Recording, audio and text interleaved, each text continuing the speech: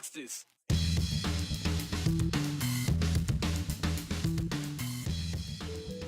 It may have taken an extra month, but a couple of southern Idaho cities have chosen their next mayor.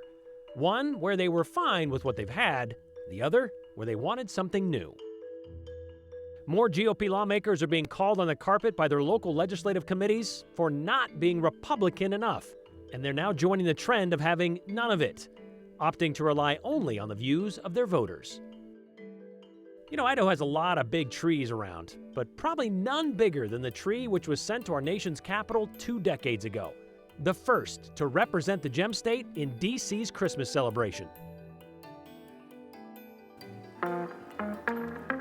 You know, having to hold a runoff election usually means extending the time for candidates to campaign against each other, maybe drill in and dial in to get some specific or at least more specific differences between them.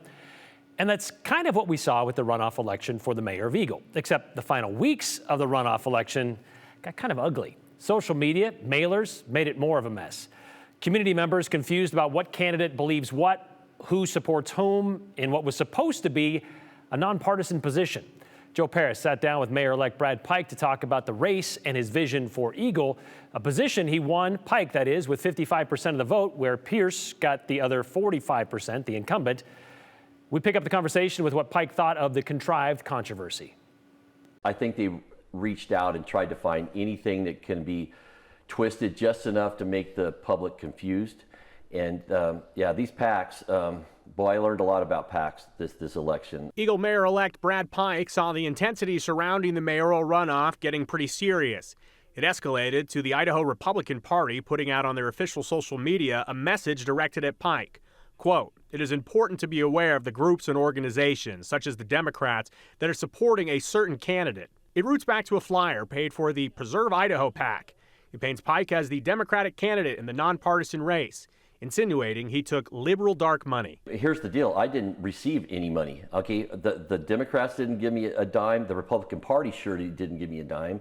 In fact, after 41 years, Joe, I'm very disheartened that I felt like the Republican Party that I put so much into turned their back on me. I mean, let's be real about it. Political action committees, or PACs, getting heavily involved in the race was a surprise to many. It came with an impact for sure. They took some information and really ran with it, and that was so disheartening for me to, you know, I can't get out there and rebut everything getting thrown out against me, but I could tell you that the erroneous information that was thrown out there is absolutely false, and I'm just sad that it had to be taken to that level. Still, Pike is ready to get to work, and that includes bringing the community together. Harmony, as he puts it. Much more to also get to work on. Well, outside of the harmony part, obviously public safety and economic stability are the 2 cornerstones of my platform that I ran on, my campaign. I feel it's imperative, though, Joe, that we get the right staffing levels up. We had to reallocate, like I've said before. You pick your line items that you think the monies need to go to. Public safety is the paramount cornerstone of any successful community. So that has to be addressed, and I think there's a way to implement those funds through the general fund to make that happen. There's quite a circumstance as well for Pike. He was the lone member of City Council that voted against annexing Avamore. That's a done deal now, but Pike and City Council will need to work with developers in the community to figure out how to address concerns. The irony of this whole conversation with Avamore is I didn't think we were ready for it. I think on our last interview we talked about we weren't ready for it. That's still my strong opinion on it. I'm going to stay there. The fact that they are here, they legally went through the process. The partnerships that I gleaned and I want, it's going to be interesting to see how developers come to me as the mayor and have a dialogue of what their plans are and how their whole project comes to fruition, because I just think it wasn't the right time, and I'm just going to stay committed to that. So what will the new mayoral administration look like? Well, we will find out coming up in January when all the mayors across the Treasure Valley in the state of Idaho are installed officially by City Council. It will be interesting. Mr. Pike, he serves as the City Council president right now. So, Brian, there will be a few changes coming up at City Council over in Eagle. But as you and I were talking about during the story, it's very interesting to see how party politics ended up in the municipal arena. And I spoke to people in Eagle who said, I I know that it's out there. I know this type of big league politics exists. We just didn't realize it was going to come into this Eagle election. They didn't have to step into this. Right. Either party, but Republican Party specifically, they did not have to get involved in this, and they did. And it kind of blew up in their face. And also, Ada County Sheriff Matt Clifford had to distance himself from Jason Pierce because somebody else was throwing around his, quote, endorsement. It's on that same mailer, actually, the backside of the mailer we showed. So, yeah. There you go. Didn't have to do that. All right, here we are. Thanks, Joe. Meanwhile, over Mountain Home, incumbent Rich Sykes, well, he won his runoff election. He's going to remain the mayor of the town that got its name from, well, the proximity to the foothills.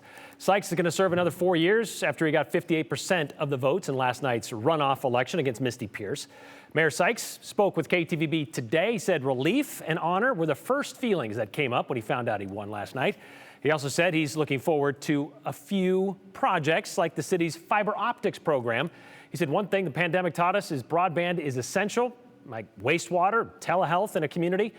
So his office has the goal of making sure every citizen is going to be able to afford the city's broadband project, which he said will help take Mountain Home into the 21st century. To me, it's the realization of getting to continue to do great work and getting Mountain Home in the 21st century on the map and making it even a better place to live. Well, that's one way to look at it. Is a laundry list of projects like fixing the roads, getting the city pool up and running this year, sewer lagoon that he needs to come up online, I should say. What he then said, making sure the citizens have a good quality of life in Mountain Home. All this while he is trying to solve the city's housing and water problems. We'll, of course, see how this all plays out over the next 4 years. And worth pointing out as well, both of these elections are not quite official until they are certified. So that should happen sometime soon. You know, holding Republican lawmakers accountable, that's been at the top of a lot of Republican committees of late. Top of the list. It began with the Republican State Central Committee adopting a vote of no confidence for Governor Brad Little and 14 members of the Idaho House. And they did this back in June of their annual meeting in Chalice, just after they passed a party rule that said, and I quote, "Without enforcement, the express principles of the party are nothing more than ideals and philosophy." Then adding, Republican legislators have at times defied their pledge and oath, and their state house votes have been substantially contrary to the party platform and principles. Well, since then, and even before then, such votes and reprimands have happened in counties like Bonner, Canyon, Elmore, Lewis, Latah, and Nez Perce, with the respective central committees voting to either censure or adopt a vote of no confidence for several elected GOP lawmakers. And most recently in eastern Idaho, with 6 members of Idaho's legislature who represent Bonneville County being called before their respective, that is, legislative district committee. Idaho Falls Representatives Barbara Ehart and Marco Erickson, along with Senator Dave Lent of District 33, have been added to the list from last week, where Legislative District 32 committee members were questioning the Republicanness of Representatives Stephanie, Mickelson and Wendy Horman, and Senator Kevin Cook. We spoke with Representative Mickelson a week ago, who wondered why they even spend their winters in Boise if they're just expected to be told how to vote on certain bills. This week, we have learned the Special Investigative Committee within the District Committee did in fact hold their meeting without the lawmakers participating in that meeting and recommended Mickelson, for one, be censured with a vote of no confidence on 14 of the 16 accusations she faced, saying her voting record demonstrates a gravitation toward, quote, the Democrat Party, and repeated disaffiliation with the Republican Party platform. By the way, censured with a vote of no confidence isn't even a thing. You're either censured or you're saddled with a vote of no confidence. They're two separate things. Anyway, we tried to get some sort of response last week from Legislative District 32 or the Bonneville County Republican Central Committee about why this was happening. We got no response from District 32 Chair Doyle Beck, and then we finally on Friday heard from Bonneville County Chair Nick Contis, pointing out this is happening since, well, this process was granted by the party. The Bonneville County Republican Party strongly supports the right of citizens to petition their government officials, including citizens who make up political parties. And of course, they said voters depend on the party to encourage advancement of our shared values as outlined in the party platform. Well, as pointed out in the allegations against Representative Mickelson, she did sign an integrity of affiliation form in April of 2022. But as Mickelson told us, well, that party platform changed in the summer of 2022, and then the party rules changed after this past session. So she agreed to play the game back in 2022, but then they changed the rules of the game. As for this being called on the carpet process, neither Mickelson, Horman, nor Cook played along, telling us since it wasn't going to be a public meeting, well, they wanted no part of it. And apparently, They skipped a Bonneville County Central Committee meeting last night as well, where they were supposed to defend themselves against these charges. Instead, all 6 that you see here on this flyer, they're going to hold and take part in a town hall meeting coming up this Thursday at the College in Eastern Idaho. They want to hear directly from their voters, as they told us, not from those sitting on committees. We did reach out again today to several members of the Bonneville County Republican Central Committee, including Chair Contos and Legislative District 32 Chair Doyle Beck. We have yet to hear back.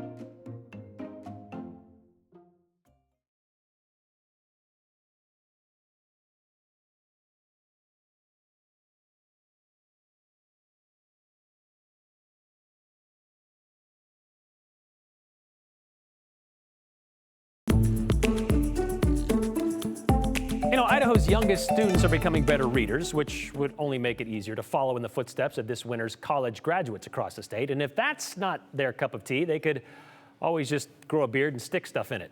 Hector Mendoza brings us all of that in today's 411. The results are in.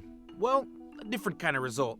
Idaho reading indicators are improving year over year. That's according to the Idaho Department of Education.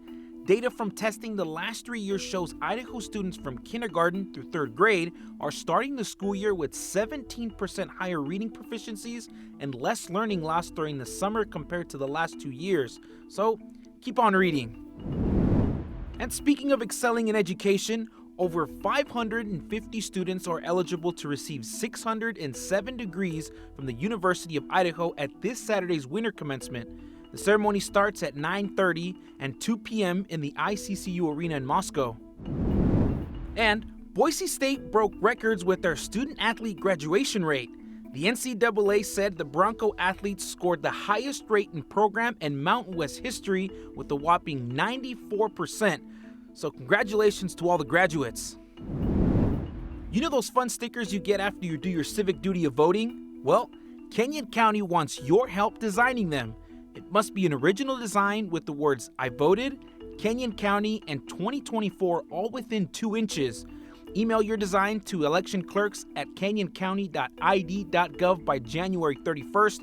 Election staff will narrow it down to the best 10, then the public can vote from February 5th through the 12th, and the winner will be announced on Valentine's Day, February 14th. I'm sure you've heard about the wild Idahoan who breaks records by sticking random things in his beard, right? Well, Joel Nert did it again. Last night, he broke the record for the most pipe cleaners in his beard at the halftime of the men's basketball game. The record is 1,115 pipe cleaners. That's a lot of pipe cleaners. And that's the 411 on the 208. I'm Hector Mendoza.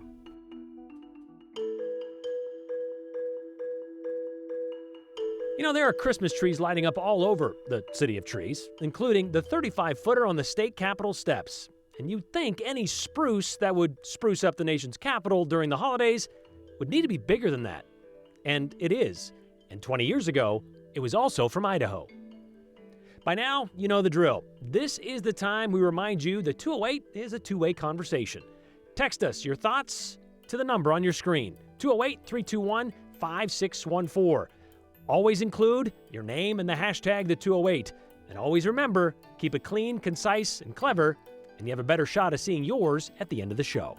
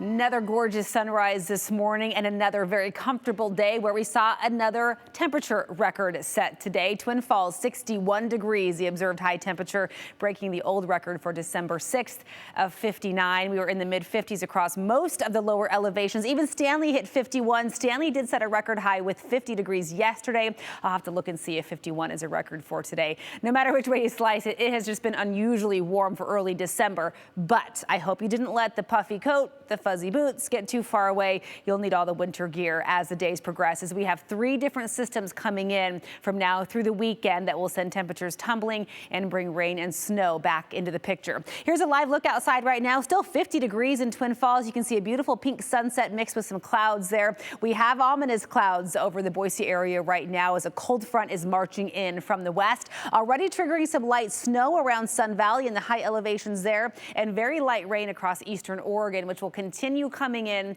to the east overnight tonight. So I think Boise will stay mostly dry until maybe 7 or 8 o'clock tonight, and then we'll see off and on showers through early tomorrow morning. Winter weather advisory already posted for the Sun Valley area because of the accumulating snow tonight into tomorrow. Then we have another round that comes in tomorrow night into Friday. That could lead to a quick coating of snow in the Boise area. It's not looking real likely, but it is possible, as each of these successive systems will also drop our temperatures. We'll stay relatively normal temperature-wise into the weekend. It won't be frigid necessarily until early next week, but still dropping temperatures also mean dropping snow levels. So here's system number 1 for tonight. Little break midday tomorrow, Thursday afternoon into Friday morning. Here comes system number 2. The next one is lining up for Saturday evening into Sunday. That one likely the wettest, as it's going to tap into a subtropical bit of moisture, and that will pump more precipitation our way. So here's the potential for snow through Friday morning. That includes tonight into Friday morning. So I think Magic Valley, maybe a coating tomorrow morning, less than an inch likely on Friday morning. We could see that skiff of snow early Friday, and generally maybe 3 to 5 inches of snow for places like McCall and Haley by Friday morning, with much more snow coming in over the weekend. Great news for our ski resorts. We'll also have some very blustery winds coming in for the next couple of days, so batten down the hatches. Keep a close eye on those very light holiday decorations outside. Maybe uninflate some of them if you need to. After this, we do see those temperatures dropping to around 40 degrees into early next week, into the upper 30s by next Wednesday, with those morning lows into the 20s. Nothing says holiday season like snow on the ground, of course. Well, this year marks the 60th consecutive year a Christmas tree, our nation's Christmas tree, will light up the west lawn of our nation's capital. The first one was back in 1964, when the Speaker of the House told the architect of the Capitol, hey, you know what, we should get one of those things. So they bought one, a 24-foot Douglas fir for $700 from a nursery in Birdsboro, Pennsylvania. And they've been lighting up the west lawn since. Well, since 1970, because the first one died of root rot. It was actually planted in the west lawn. Since 1970, the tree that has been providing or been put on the west lawn has been provided by the U.S. Forest Service, and they've been pulling from states with Forest Service lands where such trees grow, 24 states in total. And a lot of them were from the East Coast and Midwest places through the 70s. Idaho's turn didn't come until after the turn of this century, when we provided a 65-foot Engelmann spruce from the Boise National Forest. And on the day of the lighting ceremony 20 years ago, we celebrated a true gem of a tree, ringing in the season with a redial poem of our own. 'Twas the month before Christmas, in the mountains above Boise. A crowd had gathered. There was a lot of anticipation. Getting a bit noisy. The people had come to see this Engelmann spruce. It's a really big gift. All 65 feet of it had to come loose. It's just an honor to be a part of it. To find this evergreen, it took only a year. And the feeling of most, We're just so blessed to be here. a couple of cuts from the man with the saw, the tree was left hanging as they looked on in awe. It's so full and fat and happy. The children were blowing. In the sky, it was snowing. It's going to be special. And everyone knew where this tree was going. It'll stand before the nation's capital. On November 3rd, it left the Boise National Forest. 2 weeks later, it was met by a chorus in Emmett. But no matter where it would go, there were parties aplenty. We're also proud of Idaho. On its way to D.C., it went through Minnesota, but not before Montana, Wyoming, and South Dakota. A quick stop in Illinois and Indiana, too. Requires permits in every state we go through. After 23 days, it arrived on the lawn, just needing some tinsel and a star to put on. Our tree is the nation's tree in this most historic of settings. Our very own governor, he couldn't be prouder. As the choir from Blackfoot sang louder and louder. And I heard him exclaim as he flipped on the light, "All right! Merry Christmas from Idaho, and to all a good night." Brian Holmes, Idaho's News Channel 7. You know, it wasn't the last time Idaho contributed to the Capitol Tree Collection. We did it again in 2016 with another Engelmann spruce, a 74-footer this time from the little ski hill in McCall, which is part of the Payette National Forest. This year's tree comes from West Virginia, once again, a 63-foot Norway spruce. And it was lit back on November 28th. By the way, the spruce, most popular type of tree chosen to adorn the U.S. Capitol, having been chosen 37 times. Another national Idaho news, you may have heard Taylor Swift is Time's Person of the Year, but maybe you heard incorrectly, because the Idaho Transportation Department reminded us that it's actually Mr. Snowplow that is the Person of the Year for Time. They posted this. Obviously, it's real, of course. They posted this cover on their Instagram today saying, although not technically a person, Mr. Snowplow has been through a lot this year, and winter is just getting started. So you deserve this one, Mr. Snowplow. Thanks for all you do. And yes, thank you for sure, because there's a lot of work coming your way. It's only getting started.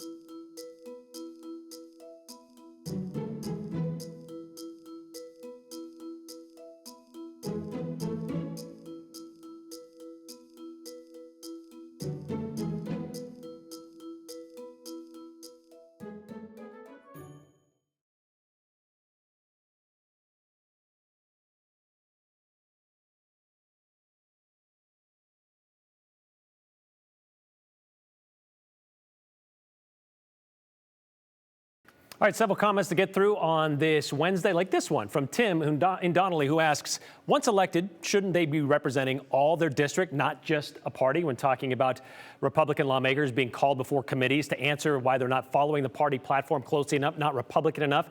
And this is something we talked to Representative Lori McCann about, who represents Moscow, which is a pretty purple area. Yes, she has to represent everybody once elected in that district. If a Republican candidate says he will swear to uphold their GOP party oath before the oath of office to serve the voters in the district, I will vote against them every time. Voters, not political parties, run our democracy, says Steve. Whatever happened to of, by, and for the people? I am so sick of hearing about what is best for the party, says Darren in Nampa. Yes, of, by, and for the people from the Gettysburg Address in 1863. The party of Lincoln, by the way, pushing that message back in 1863. Please, someone submit voter McVoteface for Canyon County coming up with new I voted stickers. How about I voted so hard? We'll see you tomorrow.